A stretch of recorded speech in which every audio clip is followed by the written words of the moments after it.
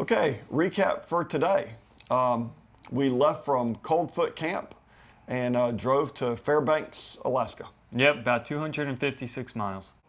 Okay, so today we left from Coldfoot Camp and came on south, back down the Dalton Highway, and then we ended today at Fairbanks, where we're spending the night. All right, what's our highlights? Well, just like yesterday, dry roads. When we had come in, they had been kind of wet, kind of damp, mud everywhere. Little bit of rain. Today was beautiful. Weather was great, roads were dry. Road work had been done, so they were definitely a lot nicer after they had been scraped a few times from when the last time we drove on them was. So altogether, it was a very good ride. Yeah.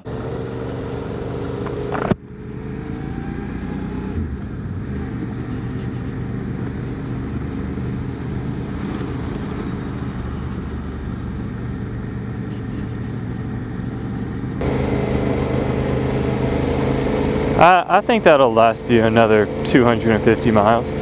You'll be fine. He's letting you go. Go, go, go. Yeah, go.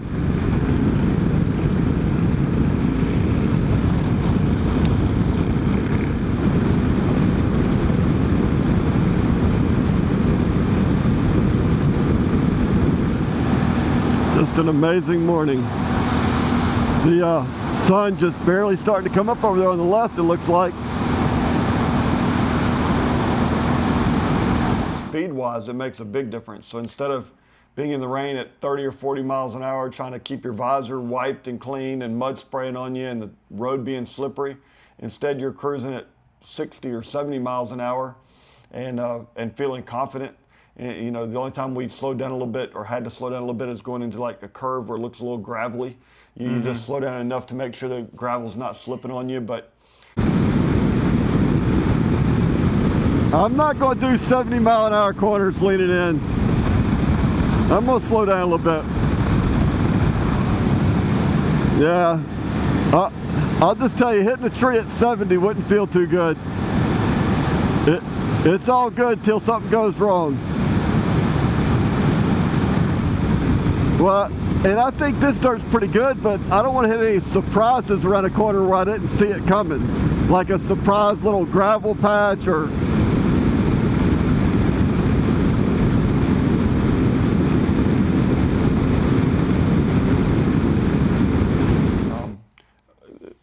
And really, when you see them really nice, flat, and hard packed, it's perfect.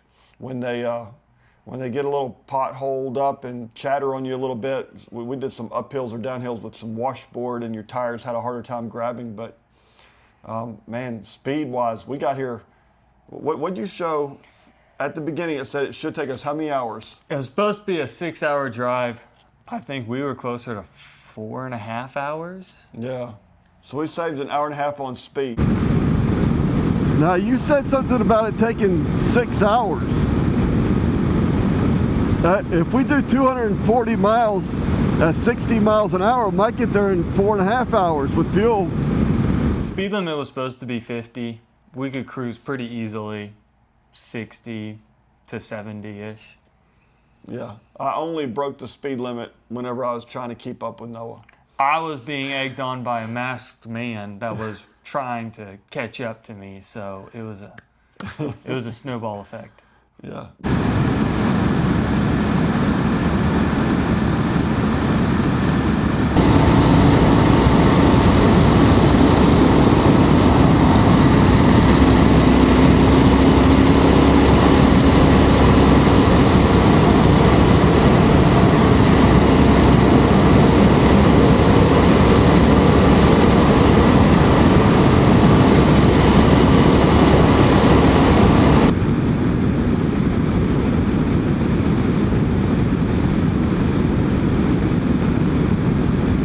If I lag back, you'll take off and leave me. So I have to stay with you, or else I'm pretty much out here in the woods with the grizzlies by myself.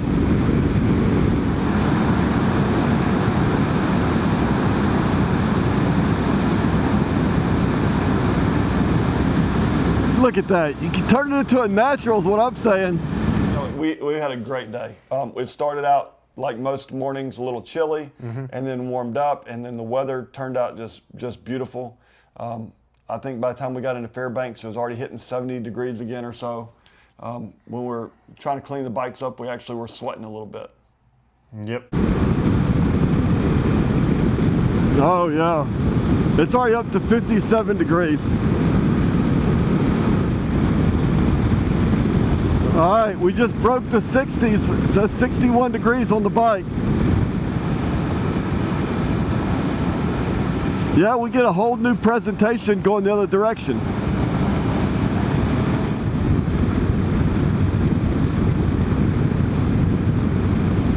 The elevation is crazy. It's a 7-degree difference just climbing up over a mountain.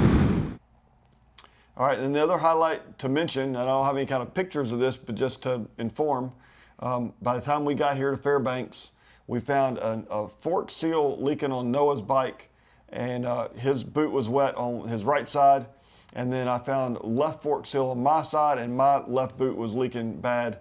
We'd park in a parking lot, and the fork oil would just be dripping out. And if they go dry, from what we hear, it's pretty unsafe to drive because they'll start to pull funny. You'll hit the brakes and they'll try to throw you off balance. So now we're having to order parts, and they told us even overnighting it could take a couple of days to get parts here because we're so far up here. So instead of having a nice leisurely couple days, go down, see Denali, we're having to revamp our plans a little bit. Yeah, so we had plenty of time to get to the ferry. A good 5 days or so to get to the ferry.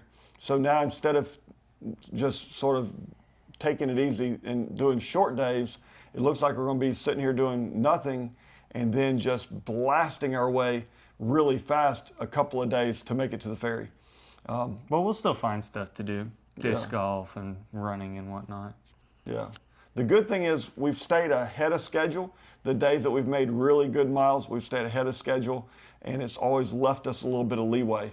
Unfortunately, we end up with bike problems, and it uses up some of our leeway. But we're still on track, still doing good. Mm-hmm. Other highlight was the purple hair lady. Yeah. Y'all might as well get comfy. You finna be here for a little bit.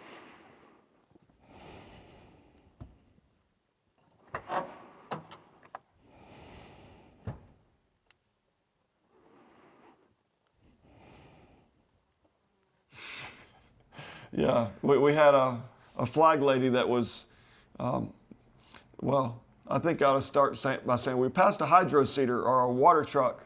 And so when I saw the next truck, I thought it was just part of the water truck. I was going to go on around and pass. Well, she wasn't standing where she was supposed to be. She was like sitting in the truck bed. She was supposed to be holding a stop sign, and she was just kind of lounging around. And so we come over the hill, we're going down into the valley where she is, and we're not paying attention. She actually grabs the sign and like lunges at Uncle Paul as if trying to hit him with this stop sign. He goes past her and he stops. I stop at her, and maybe we get around the right? What do you think?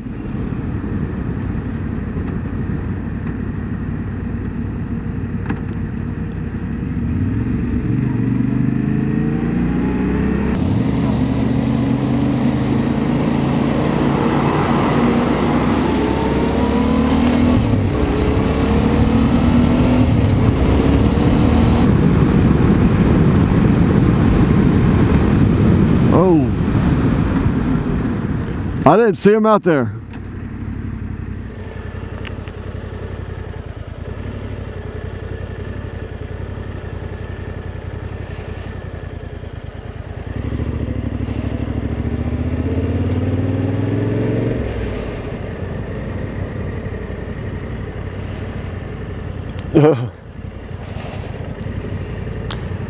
Yeah, I thought you was with that guy back there.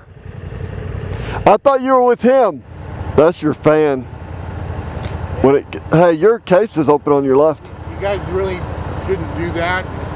If you see something side spraying like that, like I'm trying to water seed, I have no way of controlling it, so I go like this all over the road. Oh, I got you. Just so you know, if you see a truck, don't pass them on the wrong side, because they might, and you're watching the water, you're not really, I did see you guys coming from a long ways away, so I knew you were back there, Yeah. but sneaking around, don't do that. Okay. Especially when they're side spraying like that. I got you.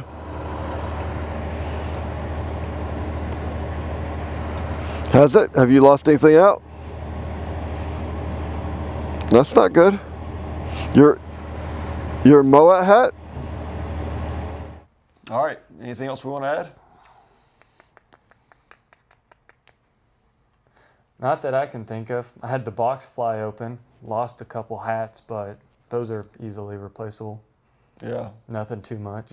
We don't even know 30 or 40 minutes of the hat of his saddlebag being open, and but I hate that he had just bought an Alaskan hat, so I'm more worried about the Moet hat, but we'll find. again, those are replaceable. Yeah, we'll find another one. Yeah. Other than that, nothing much. Clean the bikes up. Couple nights here in Fairbanks. All right. That's it. When we get back on the road, we will check in with y'all again. Yeah, this dustiness, I'm sort of glad we're waiting until Fairbanks to wash. We're probably going to pass some other trucks that kick it up pretty good.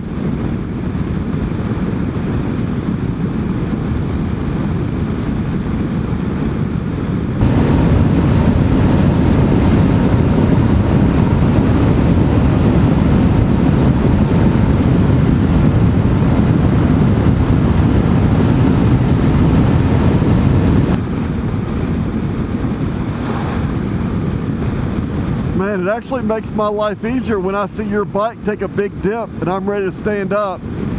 Hey, if I can compare this to when we was on the way up, I'll take this every time.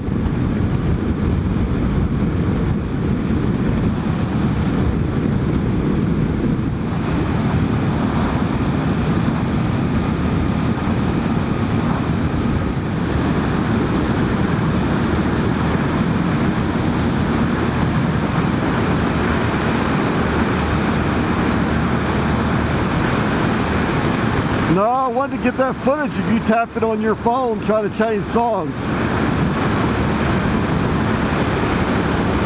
You multitasking on the dirt roads.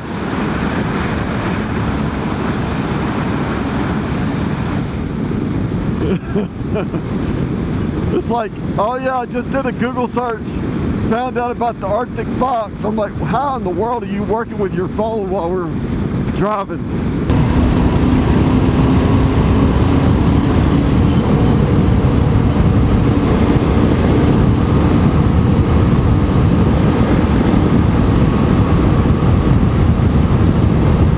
They have a walk bridge on the side.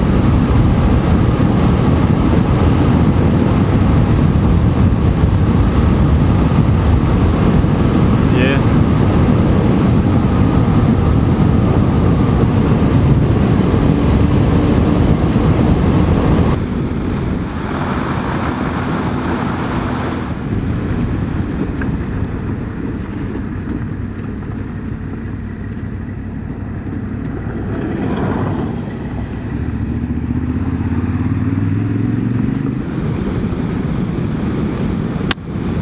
Ow.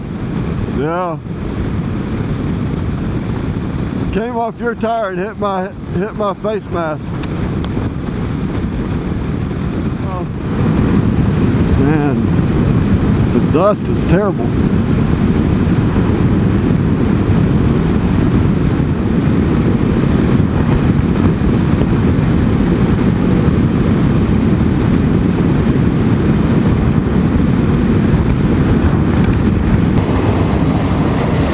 Probably.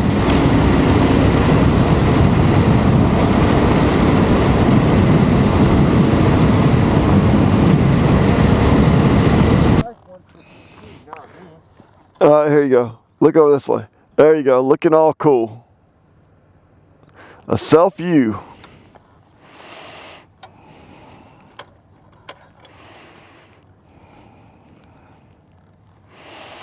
Six missed text messages, but those people have to worry about me later. I have no connectivity.